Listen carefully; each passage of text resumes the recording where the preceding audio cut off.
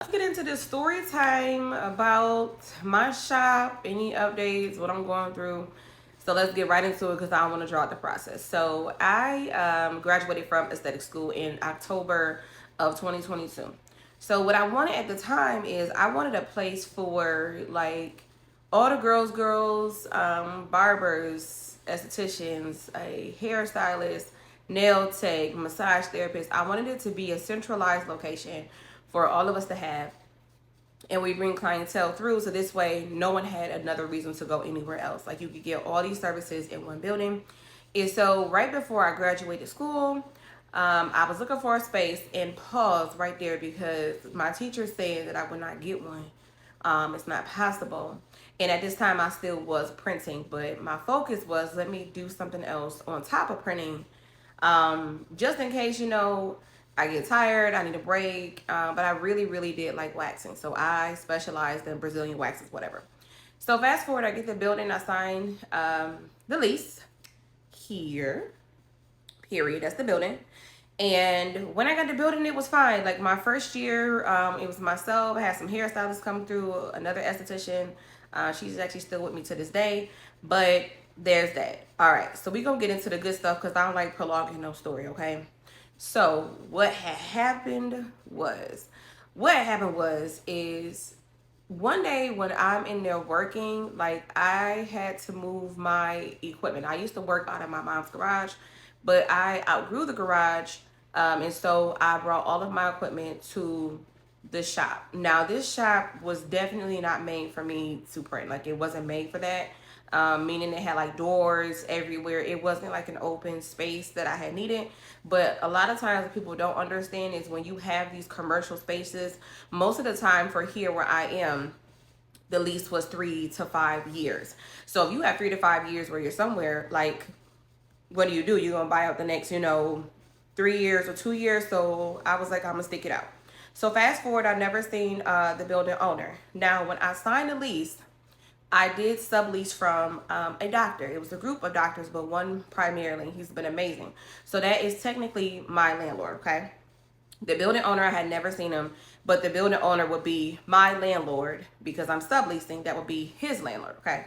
Just to keep it kind of in context. So, with that being said, I never seen the building owner. So one day I'm in the back, I believe I'm printing transfers, and I walk back to the front because I heard the door open. At this point, I always kept the door unlocked because there was never really a reason for me to lock it. But I always kept the door unlocked, okay? Like I was saying, typically I leave the door open because at that point in time, it was really no reason for me to lock it. Because he was a dentist, and well, it was a dentist office, and people would come in and like look for him. So he introduces himself and he says, "My name is Tyrone," and he's like, "I got the name of a black man." He's like, "Well, that's what my friends tell me," and I'm like, "Oh, okay, cool." Like, you know what I'm saying? Like, I never met a white guy named Tyrone either, but like that really didn't whatever. And so he tries to strike up like small talk and conversation, and he says, and I want y'all to remember this, "Oh, I met the other girl here the other day." And I'm like, that's crazy, because I'm thinking to myself, she would have told me that some guy was here, but whatever the case may be, whatever.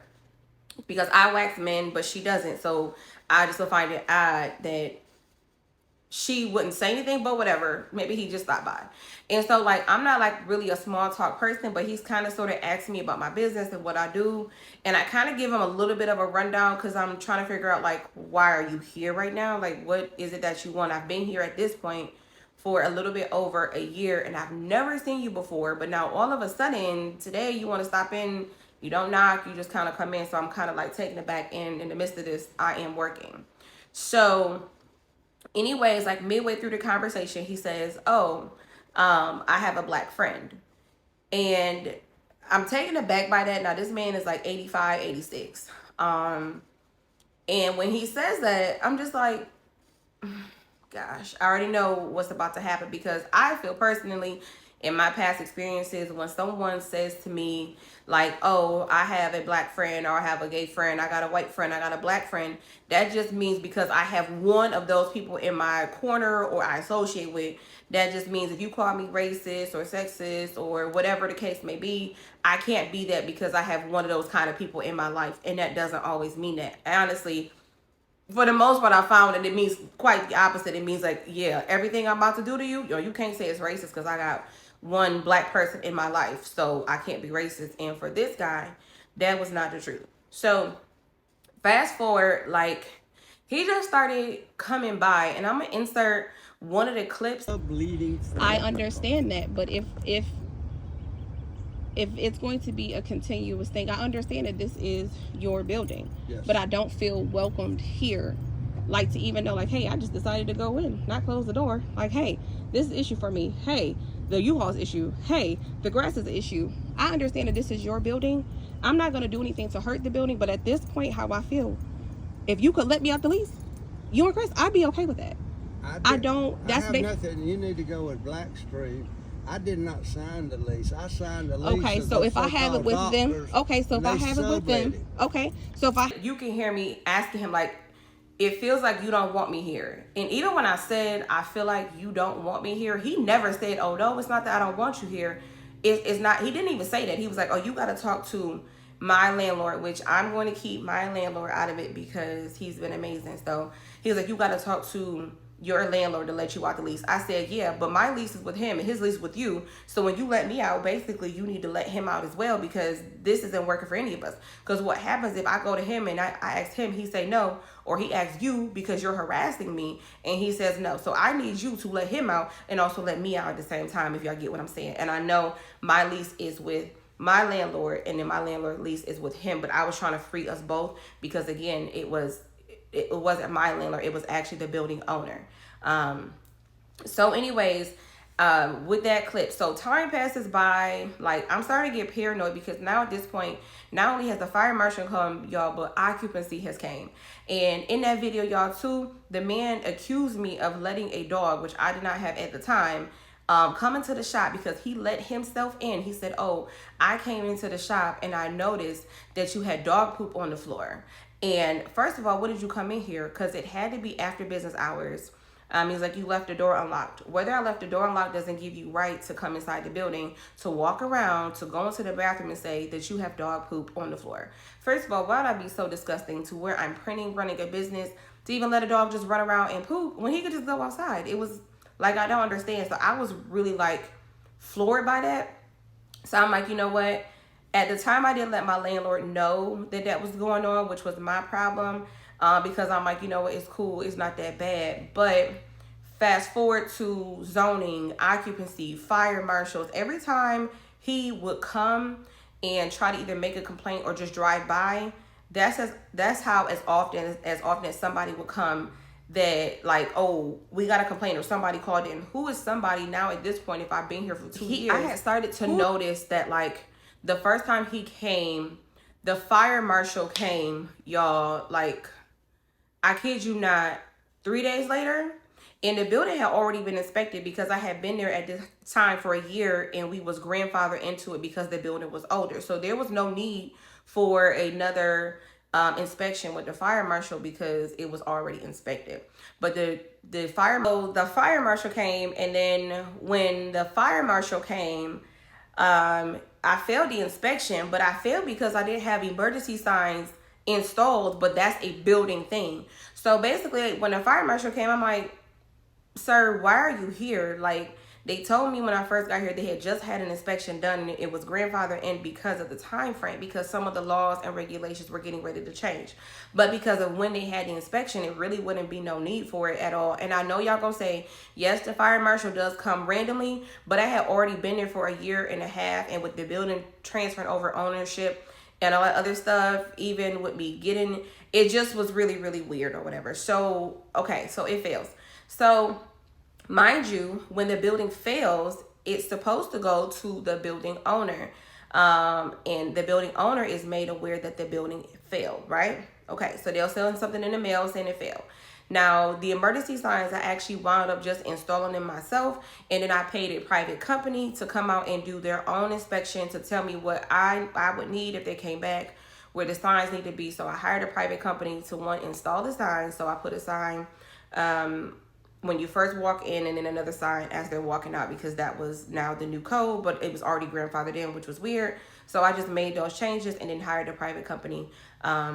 And that was that. Okay. So then again, I started noticing his car. He drove a gold Mercedes.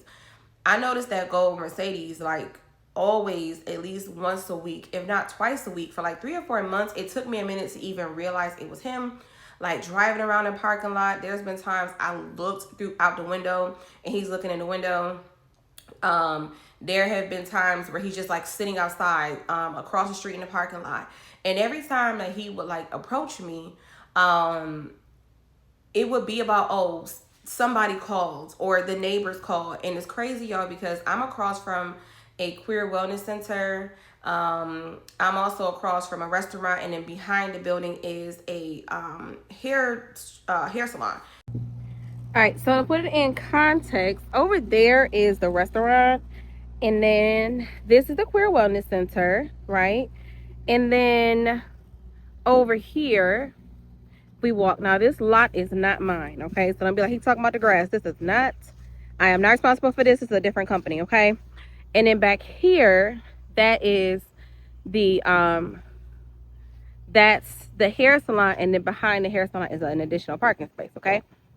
And so it's crazy to me because I let all of those people use the parking lot with no problem. Like, I've never had any issues, especially the place across the street. I be borrowing a hammer, y'all. I done got screwdrivers, all kind of equipment from them, and they've never had an issue. We've never had any words. It's never been anything bad the entire almost 3 years that I've been there.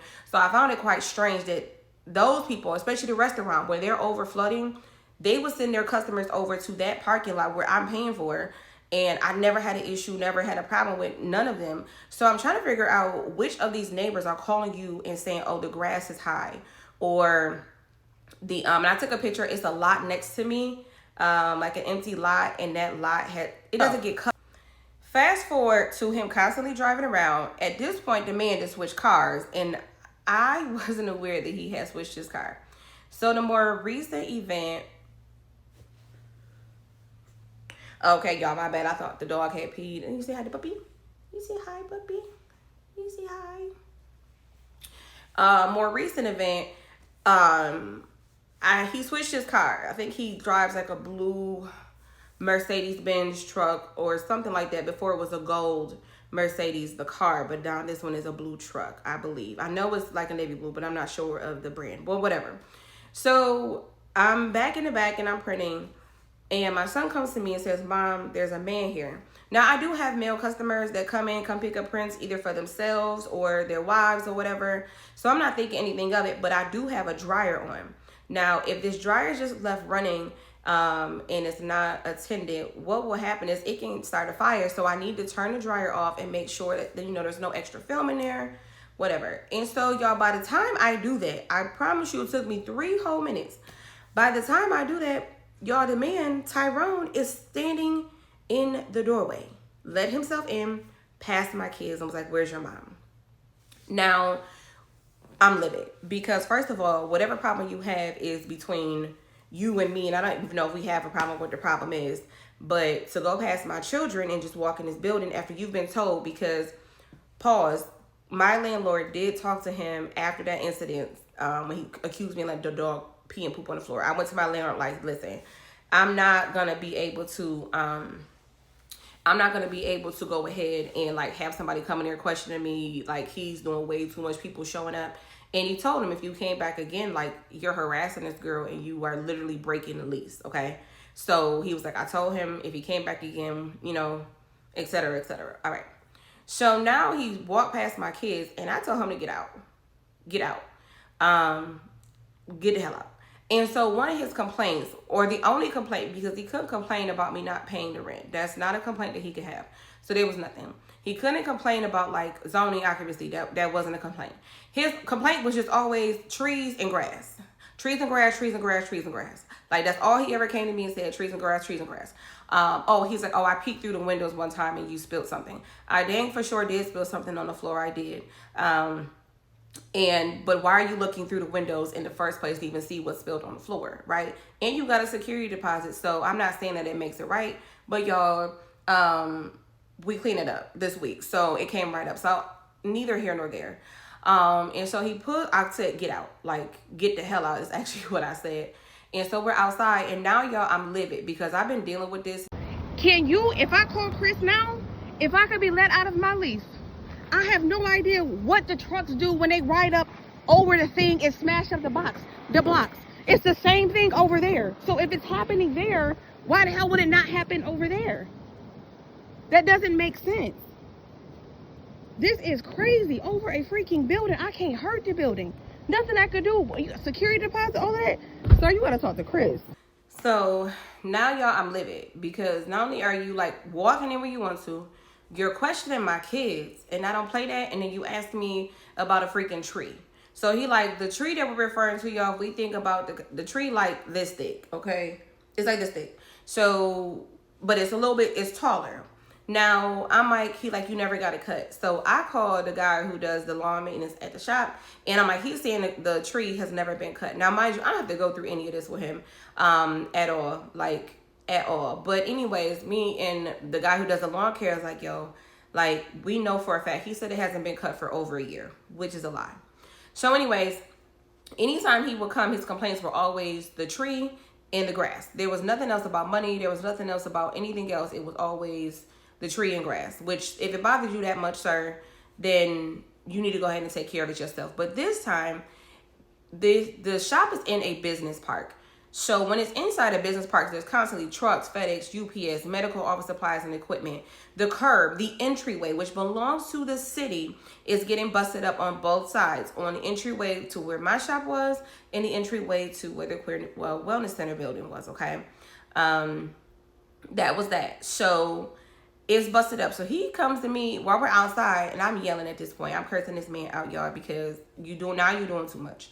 And he asked me, he was like, oh, how did this get like this? And I'm like, bruh, it's in an entryway and it belongs to the city, this part of it, but let's go ahead. I said I took a mallet and I busted up the cement blocks around it. And then I went to the other side with that same mallet because, of course, why would it just only be both sides? You know, I got to make sure it's equal. Let's do both sides. And so I told him I took a mallet and I busted up the other part of the cement blocks on their side too, because only that would make sense as to how that got like that, you know. Mind you, you haven't been tending to the parking lot.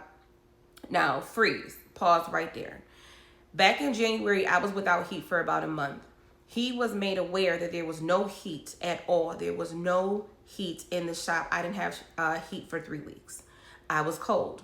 The air and the heating unit has always been an issue. But again, I told y'all, I'm the kind of person I am reactive. So I don't bother nobody. I really don't. But I will respond if you poke me enough. You know what I'm saying? So it took a few times, but I will respond. So anyways, I went to them and said, hey, the heat is out. It took them 3 weeks to even get me heat.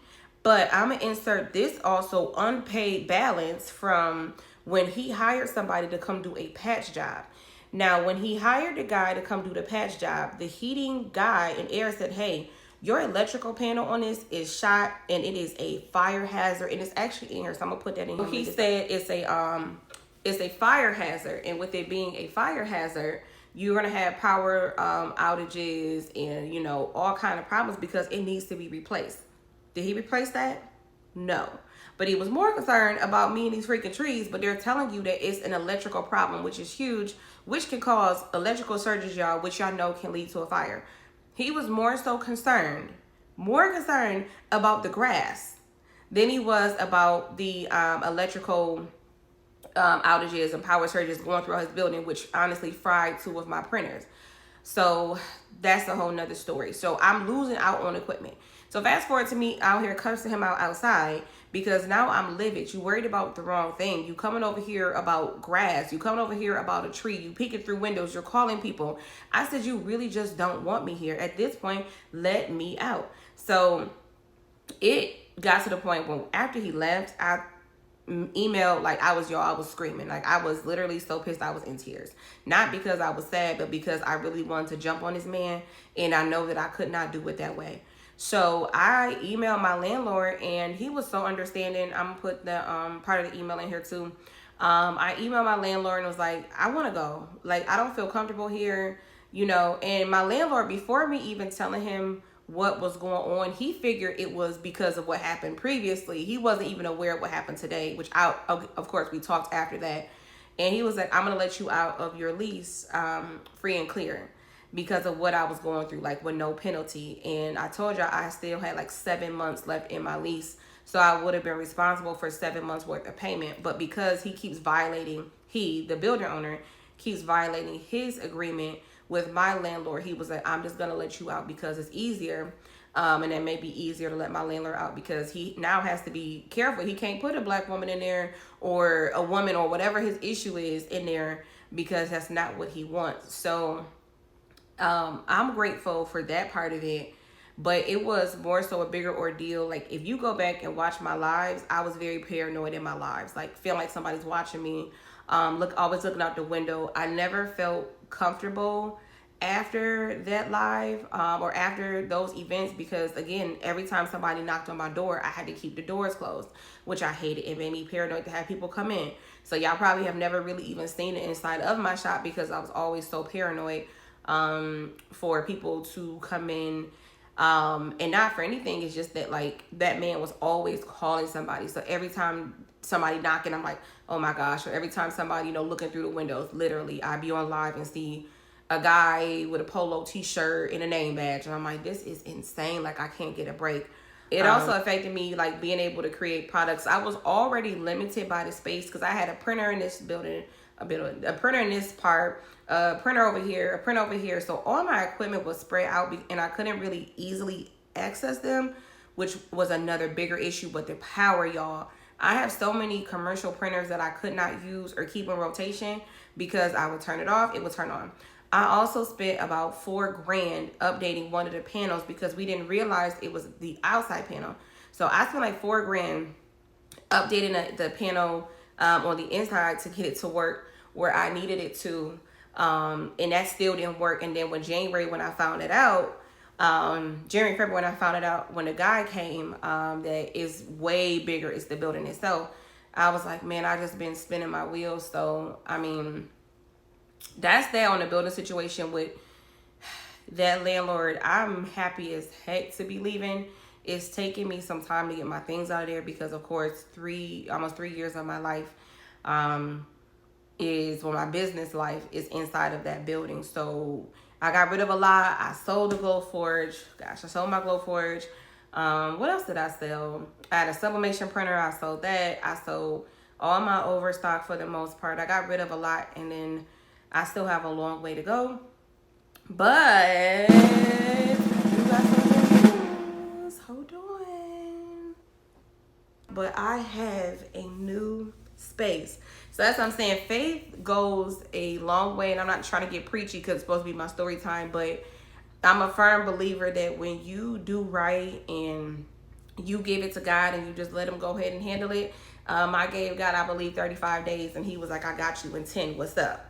What you talking about? And so 10 days after that video, I had a space. And so I'm excited. I signed the last part of the lease yesterday because I had to move some stuff around, but I signed the lease yesterday, and they're going to do their inspection on it at the end of the month, the city, and then I will go get my occupancy licenses and all those other good things.